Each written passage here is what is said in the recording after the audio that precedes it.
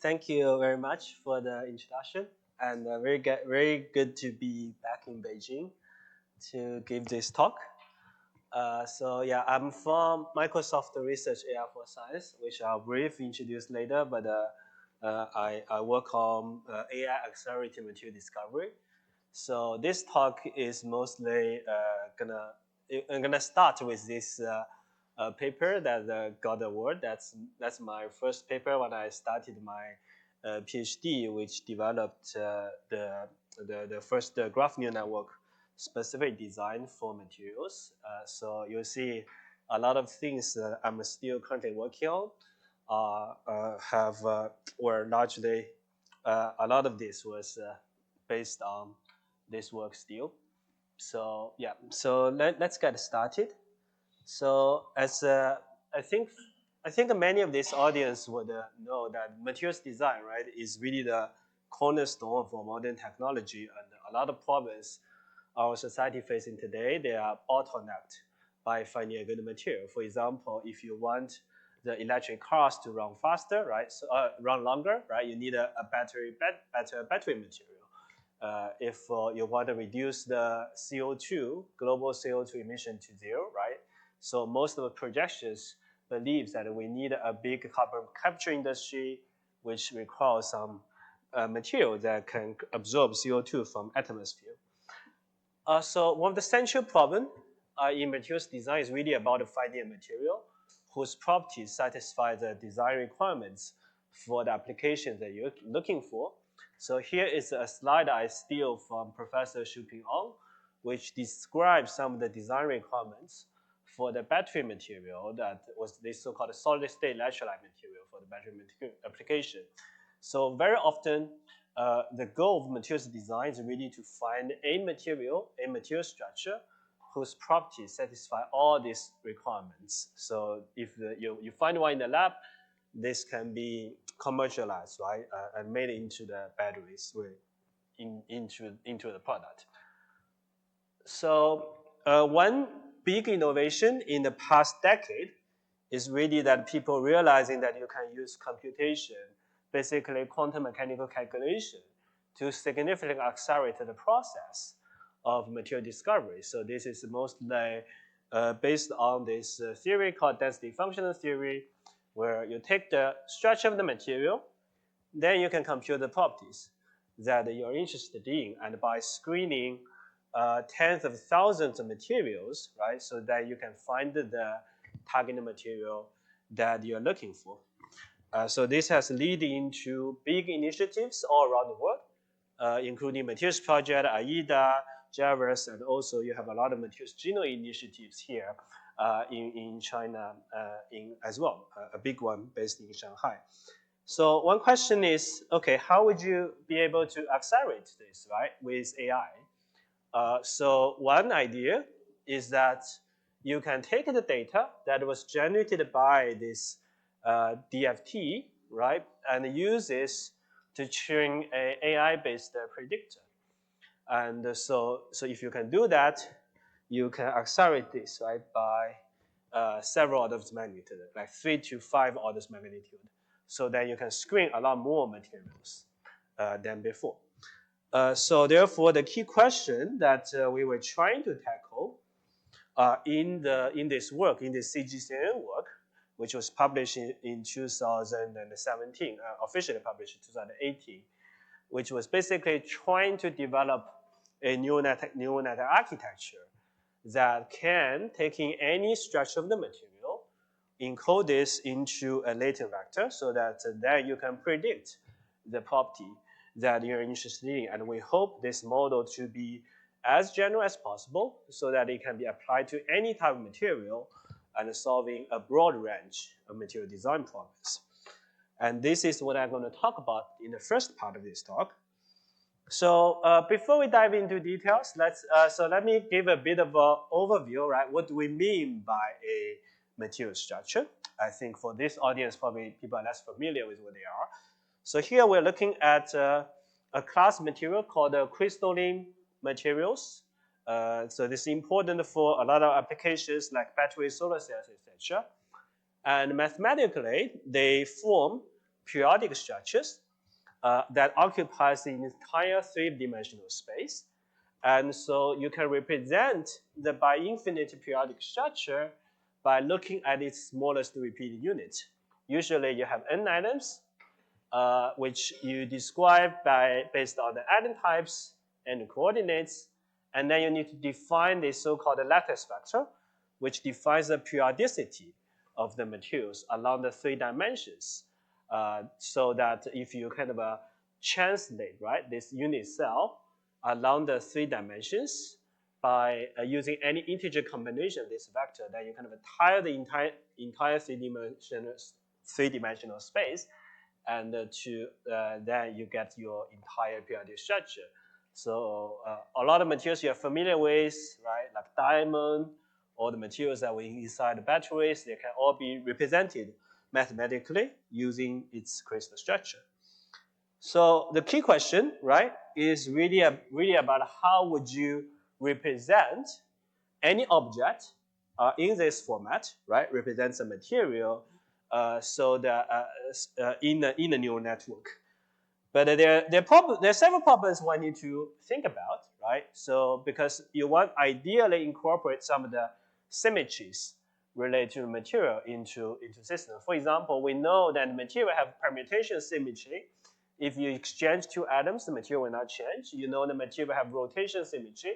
If you rotate the entire crystal, it will not change.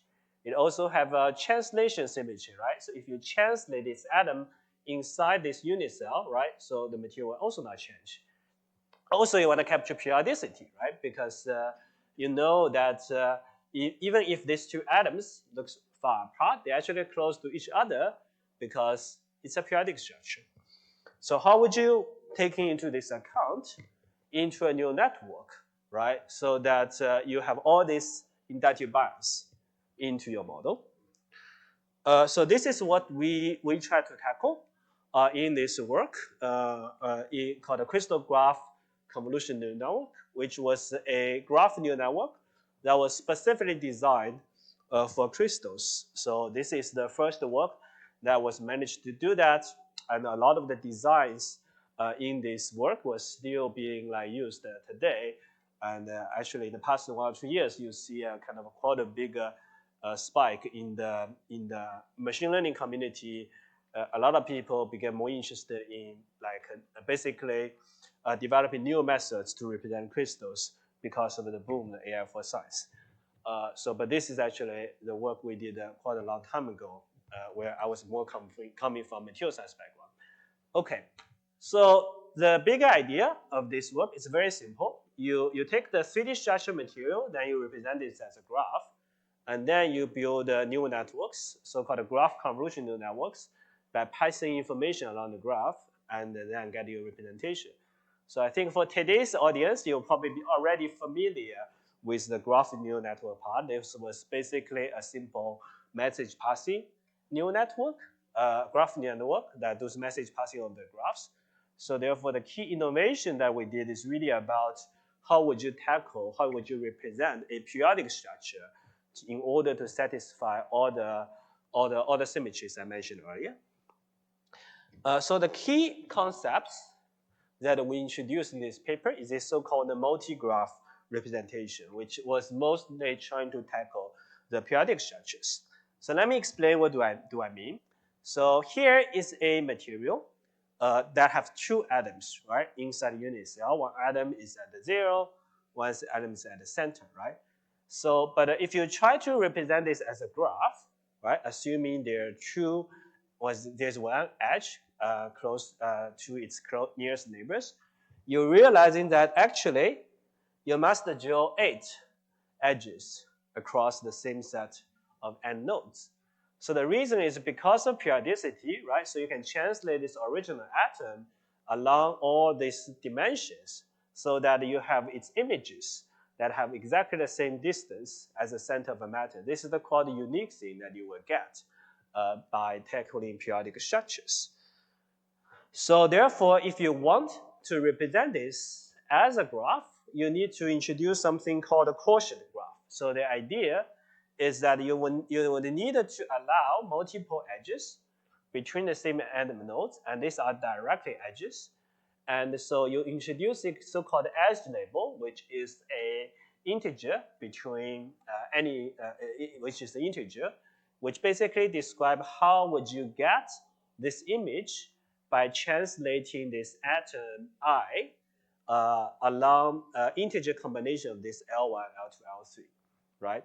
So basically, for example, this atom is obtained by translating this atom along the L1 by 1. So therefore, the edge vector for this is 1, 0, 0. So once you have that, you can compute this edge vector, Dijk, using the following equation. And then you can kind of represent the length of this vector as your edge embedding, right? So this will give you rotational invariance because even if you rotate the entire material, this edge vector, the distance of this edge vector will not change, right? So this is one key way people build up this geometric neural networks, right? Becoming very popular in recent days. But also there's a lot of things one could play with in here that was basically one of the hottest topics, right, in machine learning in the past few years. So a second thing we did is that besides to represent the edges, right, you need to find how would you represent the node. So in here, we need to represent all the atoms in the periodic table, right? So there are actually many of them. So this is quite different from molecules, where you only have maybe like 5 different elements, carbon, hydrogen, oxygen, etc. So in here, we have to deal with the case where you have few number of data, right? Because you don't have all the data for each element. So therefore, the idea is very simple.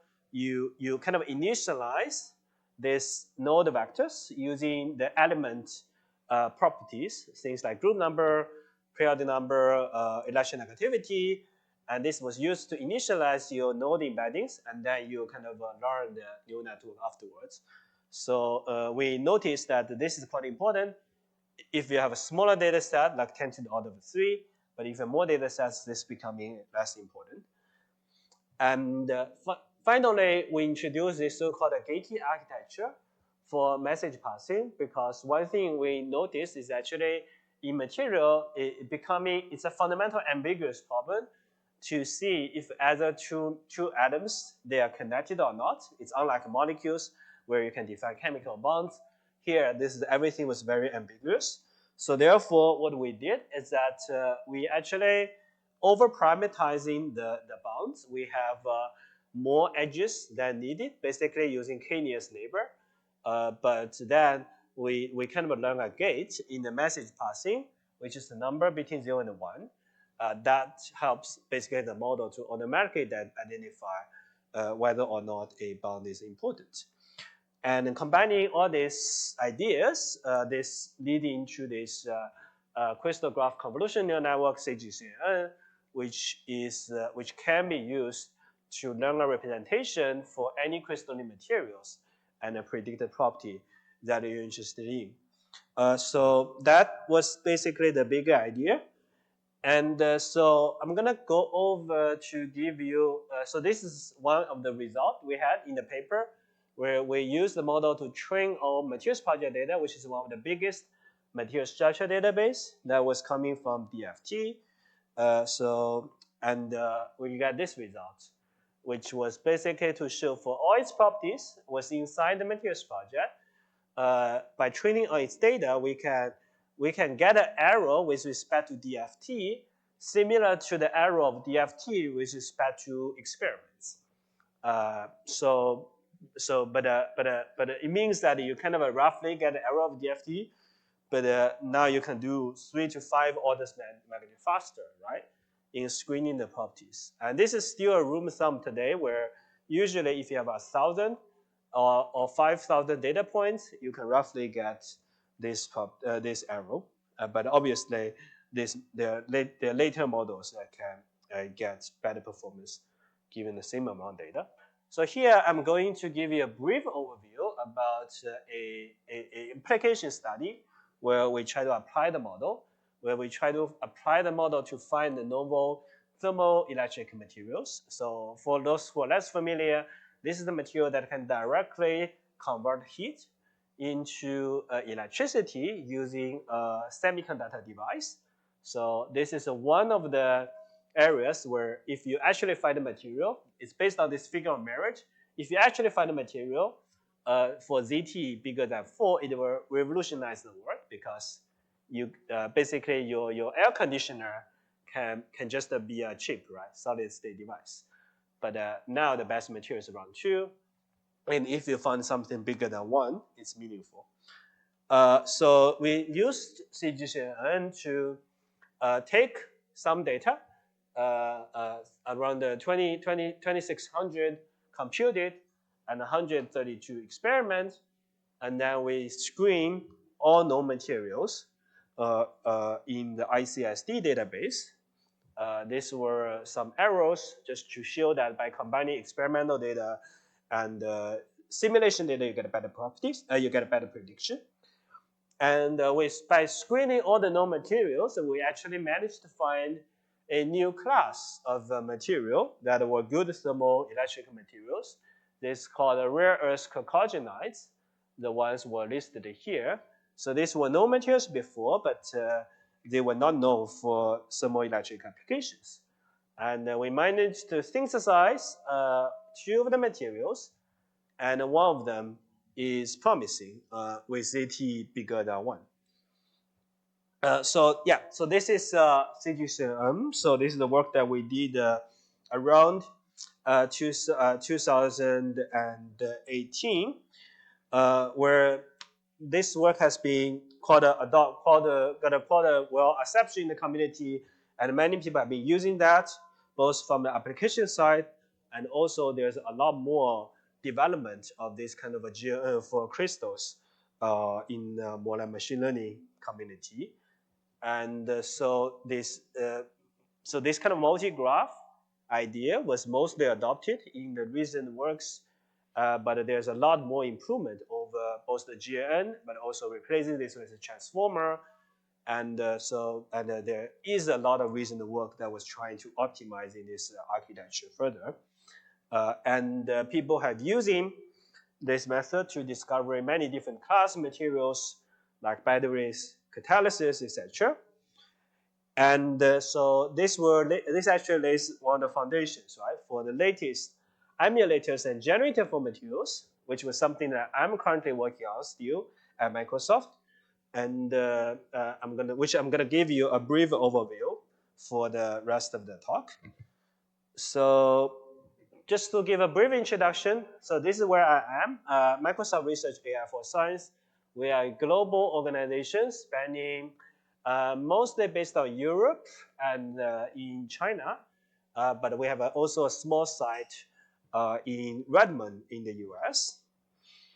So a lot of things I'm talking about afterwards, they're actually really teams work. We have a lot of people from the team who contributed to make this possible.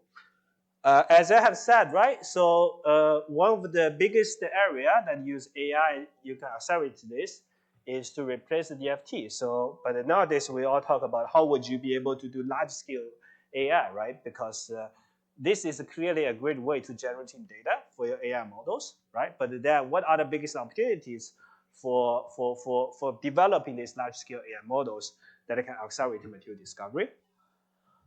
So we think there are 2 biggest opportunities. The first one is so-called AI emulators. So it's similar to the idea I talked about earlier, which was the property predictors. But here, you basically take the force data coming from DFT to train a force field across the periodic table. Then you can use this to simulate many different kind of properties for materials, right? So this would allow you to basically bypassing the DFT and accelerate the emulation properties by 3 to 5 orders of magnitude. And so the second biggest opportunity is really we call AI generators, right? So is that previously you needed to, even if you can accelerate this, you need to screen all the materials you know, right? This is a very slow process. But what if you can directly generate materials conditioned on the properties that you're looking for, right? So then you no longer need to screen all these materials. This would give you another 3 to 5 orders magnitude of acceleration. And this, we believe, are the two biggest areas that we could use AI to make innovation on. And we have made work in both areas. So the first is called MetaSim, which is the state-of-art AI emulator for materials that we have shown that to be outperforming a lot of the latest models in a broader range of applications. And then the second model is MetaGen, which is the world's first generative model for materials that enables property-guided material generation, where we show that you can guide the material generation using different kinds of mechanical, electronic, and magnetic properties. So I realizing that I only have how long? I only have 10 minutes left. So I'm gonna go very quick for the next two parts. So basically here I'm going to see the meta scene. So the core idea is that you take all the structures from across the material table, and then we try to kind of sample a broader range of different configurations, focusing on the material structures at high temperature and pressure, so that we train a machine learning force field across the periodic table that can tackle high pressure and the temperature configurations. So given this material, by zero shot, you can already do a lot of things that people are interested in, like optimizing a material structure, predicting phonons, predicting the phase change, and doing molecular dynamics, doing lattice transport, etc. But further, right, you can also upgrade this model by fine-tuning over, for example, higher level of accuracy using DFT, so that you can simulate something that you cannot simulate before.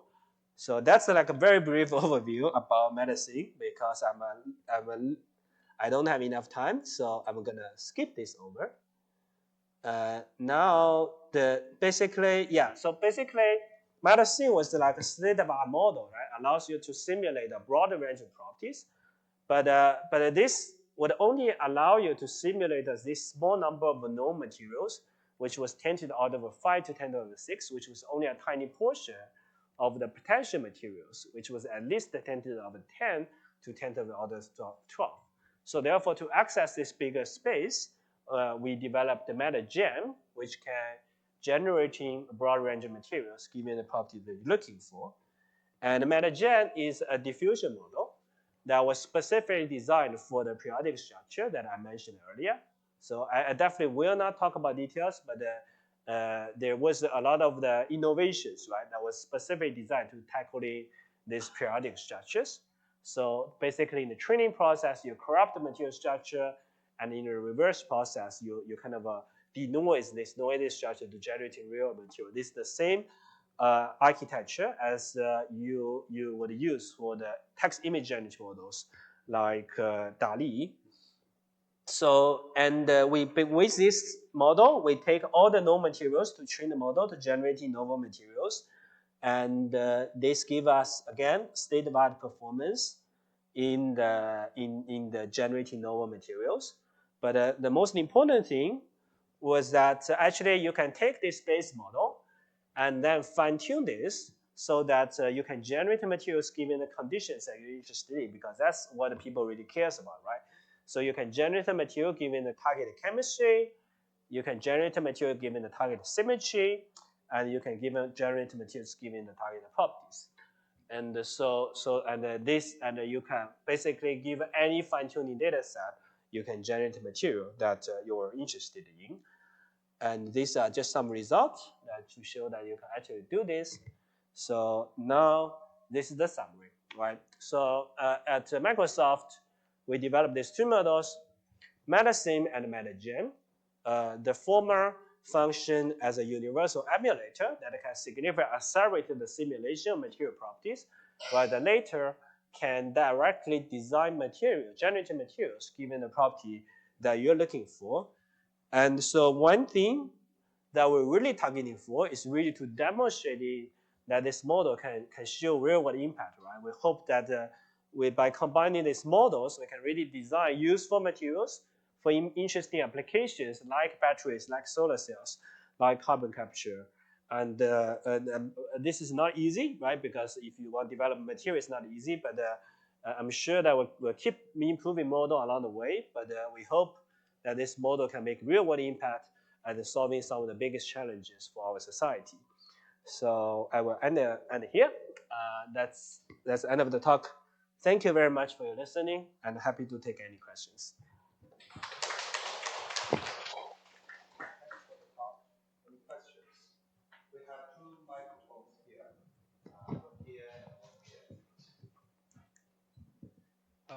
Hello, thank you very much for the excellent talk. And I have two questions. The first one is that you mentioned the symmetries, translation, rotation, and permutation symmetries are important in your property prediction model. And in the crystalline materials, there are also spatial group symmetries in the materials. Have you ever tried to encode such symmetries in your model? And could that encoding improve the performance of your model? Yeah, that's a great question. So we have not tried. I think there are people. So basically, if you think about the space group, right, these are discrete symmetrical operations. Like so which is and also for different materials, you have different kind of space group symmetries, right? Yes. So therefore, it's not trivial to design a architecture that can kind of be universally applied to many different materials. If you're looking for materials that only for one specific group, specific group, they might be helpful. But at least it's non-trivial to say, okay, can you incorporate a space group, but it still works for any kind of materials because they have different kind of symmetries. So there are some ways one could do that. I forgot the name, but but if you search, there are ways you can incorporate discrete symmetrical operations into a CNN and also into a graph neural network. But I haven't seen people try this route. It could be an interesting direction. Okay, thank you. My second question is regarding your conditional generation, and could you explain in more detail about the algorithm and how much is the cost of the fine-tuning? Thank you. Yeah, that's a great question. So we use classifier-free guidance, which was the same approach people used to do for text image generative models. So the idea is that in the reverse sampling, right? So you learn a score for the unconditional model, and also you learn a score for the conditional model, and you mix these two scores in the reverse process. And there's a hyperparameter one could tune to how much you reweight these two. But this is called a classifier-free guidance. It's the most popular method people use for text image generative model, like DALL-E. It's based on this method. Okay, thank you very much. Great. More questions? Yes. Okay, thanks, Dr. Xie, for your presentation. So I have two conceptual questions. So first is involving the mechanical properties, because I feel like your methodology is quite universal, right? But I'm specifically interested in the mechanical properties. And in one of your slides, you did mention the bulk modulus, and that's kind of involved, the Hashing-Strickland bond or things like that, right? So for mechanical properties, sometimes the atoms has to dislocate or deform, right? So in that case, some kind of like geometrical or topological constraints will be violated. So I would like to hear your experience or your insights on this issue. So are you talking about a simulation or like anything? Yeah. So let's say you are trying to design material with strong bulk modulus. So here the bulk modulus was calculated by the equilibrium material structure, right? So you add a small perturbations, like how much force you get modulus, right? So therefore we don't really worry about these higher energy states in the bulk modulus prediction and also in the conditional generation. But what you said is an interesting area. So I assume everything is like based on computational homogenization with limited or finite deformations. Yes. Okay. Yeah, we don't have. Yeah, I know. Maybe you're talking about some kind of Like non-atomic effects. plasticity. Exactly. Yeah, but that we don't tackle. We don't tackle that. But I think it's already fundamental. Exactly. Like universal. So second conceptual question is so nowadays there's a tendency for like people with mechanical like backgrounds, so-called metamaterials. Yeah. So in that case, RV is a representative volume elements are like has a gradient or hierarchical structures. Right. I feel like your platform may be suitable for that kind of design. But in that case, for example, you have 100 times 100 cubic system, then it becomes quite like a combinatorial problem. So the design dimensional can be huge. So do you have any ever thought about that or any? Yeah, I heard about metamaterials. I'm definitely not an expert, but but I think designing metamaterials is a very interesting area because you have a lot of design space, right, in the shape of the metamaterials. So I think if you can simulate well, right, so then you can generate lots of data. Then it's quite easy to develop these ML models, and this could be very. I'm sure people are working on that, but I'm not up to date regarding the state of art. Yeah. Okay, thanks. Because I feel like your method can be applied to those problems where you can create a like gradient hierarchical, like artificial materials. Yeah, exactly. Not just from atomic scale to the continuum scale. So yeah. Okay, thanks. More questions? So thank you for a wonderful lecture. I wonder what are the criteria for selecting the material generated by a model? I mean, how to define a material as stable or synthesizable? Yeah, that's a good question. So I'm not sure what's your background, but we use something called energy above the Hall to define stable. Okay, but so the general idea is you compute the energy of the material and you compare all its competing phases so that basically it calculates the 0K stability of the materials. So it doesn't have some effects like finite temperature effects, etc. So, but this is what we are based on, and also that's what a lot of this community they use this. Basically, it's based on DFT computed energy. So you collect the energy, you select the minimum energy level. So yeah, you compute the energy, and you compare the energy of the material you generate versus a lot of reference state, so that if your energy is higher than the reference state, it means your material will decompose into the reference material, right? So, but if your energy is lower than that, it means it's a new material that you never discovered before. Okay, thank you. Yeah, Dr. Xie finished his talk earlier, 10 minutes earlier, so we have a lot of time. Oh, that's great. For questions. So any more questions?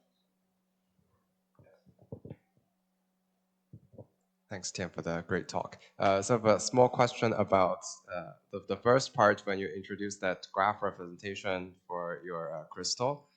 So you represent those like 8 vertices with like different edge features and then used some kind of transformation to account for rotational invariance, that part. Yeah, go ahead. So then is that representation solely depend on distance then? Like after that conversion, do those 8 vertices still differ from each other? So I think I think your question is about I don't know why I have to do this, but this one, right? Yes. Yeah, so it's still only 2 nodes.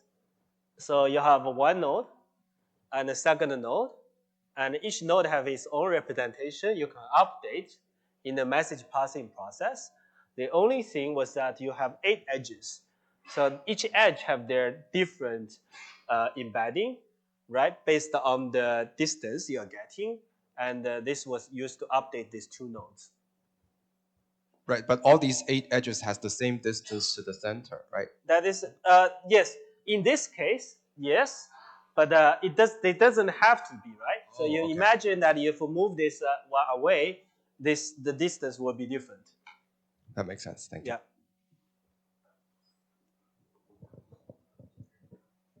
I have one question for you. Do you have experimental data to justify your computational results? Yeah, the good question, because we had one experimental work, right? So here we actually synthesized a thermoelectric material. We actually synthesized two of them, and so here basically, yeah, one. So the material we synthesize, at least the property matches what we get from the computation. So, but I have to say, generally speaking, this process, which is usually, let's say you propose 10 materials, you talk to the experimental group, and you kind of iterate with them, and then we work together, find the top two to synthesize. That's kind of a pretty typical process. So it's not like, it's not as if it's purely automatic. You can completely use these models. There's always human in the loop, but this paradigm of using AI to find the materials, right, and then synthesize them, there are a lot of successful stories for those. That's great. Good to know. Yeah. Okay, we have a lot of time remain. So yeah, okay. I think I miscounted the time. Yes. So how long do we have?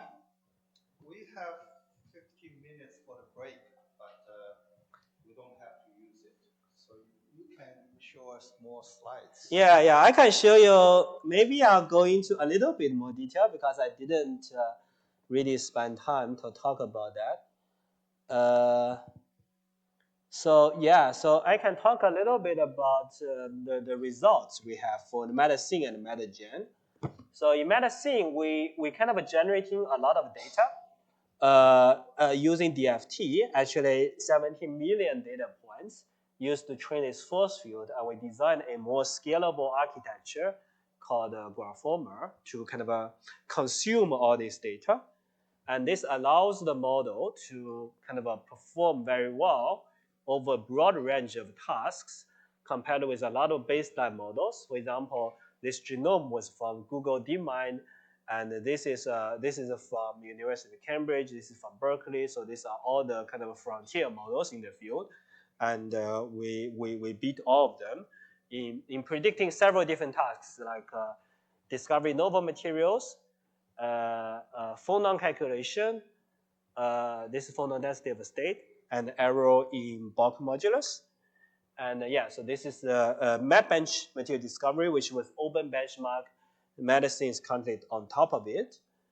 And so you can also upgrade this model using higher level of theory, because the default model was calculated at the so-called PBE level, but it's not good enough for simulated water. So we have used this hybrid functional. You can upgrade the simulation with, but you only need to use 30-fold less data in order to do that. So that's some of the key results for medicine. And for MetaGen, so in here, similarly, right, we collected a very big data set from multiple different sources to train the models. And this is 15 times bigger than the most widely used data set. And basically, we compared with the previous data set by model innovation, our model improved over 1.5 times. And by scaling up the data, our model improved 1.8 times. And and this would give us this base model, right? So that you can use this for many different conditioning. So we have two examples. One is that you can kind of generate materials given target chemistry. So this is the so-called strontium, vanadium, oxygen chemical systems. And we were, so these purple dots are the ones material discovered by our model. And the other colors are from some baselines. We show that we can do better than the baselines. And this is one of the key results we have for generation, which is that you can directly generate materials conditioned on magnetic properties, band gap, and bulk modulus. And the most significant result here is that you can actually shift. So here the purple is the material, the property of the materials we generate. and the green are the kind of the ones in the training data, you can see that we can actually shift these properties into a value that is very far away from the data distributions, because a lot of the material design problems, they're really about finding materials with extreme properties, right? Like super hard materials, like materials with very high magnetic density, which can be used as magnets, right? So being able to do that with the model is it's quite significant, and so that's the first thing we have demonstrated in the world. So yeah, that's maybe a few moments to give an overview about some of the things I left over. I think, yeah. Thank you. With this additional slides, any more questions generated? So the bonds between the atoms are like actually a visual effect, right? They're not really. Yes. Not understanding, right? Yeah. In that case, for example, one atom is being like penetrated from the other atoms. So do you will take care of that, or have to do more like special treatment? Sorry, I don't understand your question. One atom or two atoms like pretty like far away from their current locations, so the relationship between like atoms, the bonds might penetrate, right? So visually or like in real material science perspectives. So as you said, right, the bonds, they are artificial, right? Yeah. So what really matters is the position of the atoms. Okay. That is what the model learns. Right. So if one atom is moving pretty far away, maybe that's not allowed Yeah, by if it's moved very far, the model learns how to put it back. So okay, that's yeah. GN or like some inner algorithm will take care of that. So yeah, that's the diffusion model, which Okay. was basically what the model tries to learn. Yes. Okay. Thanks. Yeah. Okay, let's give thanks to Dr. Xie. Thank you.